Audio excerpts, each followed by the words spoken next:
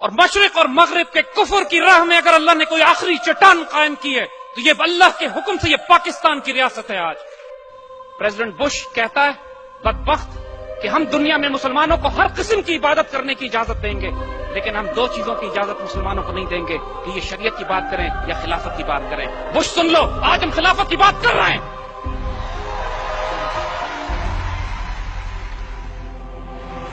اور ہم تمہیں چیلنج کرتے ہیں کہ پاکستان کی نوجوان نسل کو روک کے دکھاؤ، یہ اللہ کے حکم سے اللہ کا دین نافذ کرے گی. آپ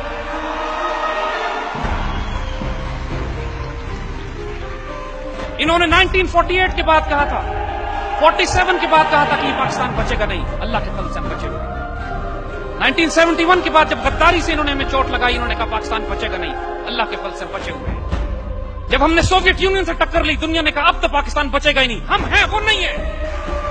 جب ہم نے ایٹمی پروگرام اپنا شروع کیا تو ہنری کسنجر لاہور میں آ کے تھریٹ کرتا ہے we'll make a horrible example out of you.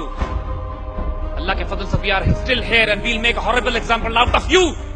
1967 میں جو سب سے بڑی چوٹ ہمیں لگی کہ جب انہوں نے اسرائیلیوں نے بغیر کسی اعلان کے 3 مسلمان ملکوں کو ایئر فورس اور آرمی کو تباہ کر کے رکھ دیا، جارڈن، سیریا، ایجپٹ. مسلمان ملکوں کی فضائیہ زمین پہ ہی تباہ ہو گئی. عید کے دن انہوں نے حملہ کیا جب مسلمان عید منا رہے تھے، اور مسلمان ملکوں کی فضائیہ تباہ ہوتی ہے. خطرہ یہ ہوتا ہے کہ تمام مسلمان ملک اب اسرائیل کے قبضے میں چلے جائیں گے.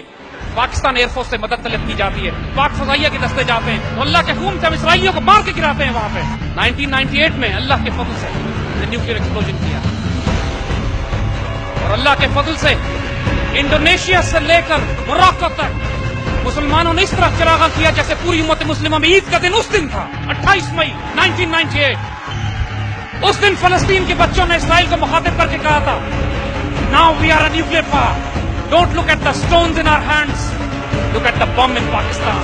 We are coming after you.